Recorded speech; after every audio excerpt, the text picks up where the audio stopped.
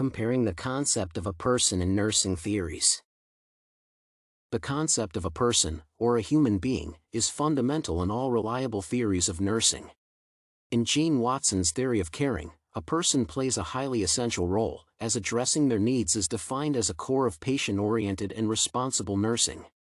According to it, a patient is a valued person in and of him or herself to be cared for, respected, nurtured, understood, and assisted.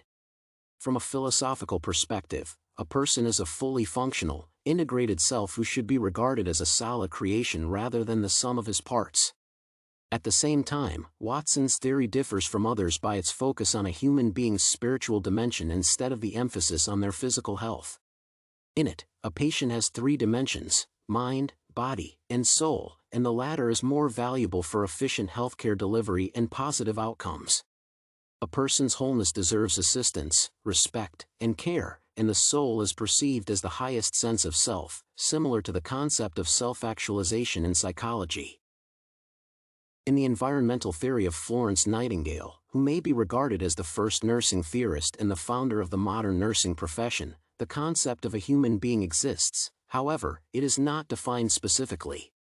Nevertheless, both Watson and Nightingale emphasize that any patient deserves care and respect regardless of their age, gender, race, or socioeconomic status. In addition, both theories agree on the ability of a person to heal themselves. Thus, from Watson's existentialistic ontological perspective, through caring moments, an individual may expand their inner healing power or reach even a miracle-like experience. The theory of Nightingale also states that a person is responsible for their healing, and nurses only assist and help them in this process. Thus, nurses' duty is to put the individual structure in such a state that they have no disease or can recover from the disease. However, the environmental theory emphasizes the significance of the environment for a person's health and recovery. In addition, for Nightingale, personal hygiene, fresh air, water, food, room cleanliness, light, and the absence of noise have paramount importance for a patient. In turn, for Watson, nurses instigate the healing process predominantly through compassion, empathy, and love. All in all, these two theories address the concept of a person as essential and responsible for personal healing with the help of nurses. At the same time, Watson's theory focuses on a human being's spirituality. In contrast, Nightingale connects a person's physical health with environmental properties.